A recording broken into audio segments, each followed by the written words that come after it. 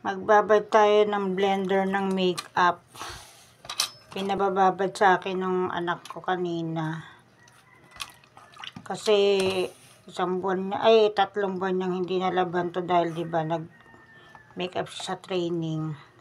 Tapos dishwashing, ang panlinis pala niyan, dishwashing. Tapos ibabad lang daw sa ng mga magdamag o kaya maghapon para maalis yung makeup na nagamit sa pagbi-blend ng makeup. Tapos dishwashing yung ginamit ko. Pinagsama-sama ko na, sabi niya pagdalawahin ko kasi lumulobo. Sayang naman yung dishwashing. Kaya ayan, tapos babad ko na lang siya.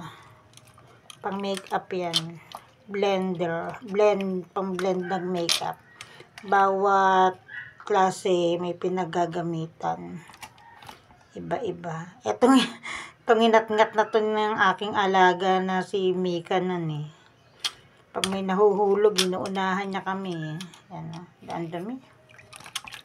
Ang dami ng pang blend ng makeup. Dishwashing lang pala yan. Tapos gaganyan yan. Alam mo naman, pag sa mukha, kailangan tayo dyan. Malinis dahil pinapahid sa mukha. So, hayaan ko na lang siya ng mga maghapon tapos lalaban niya yan bukas. Ang tagal lang nito magpatuyo. Yun lang. Thank you for watching. Babad na natin.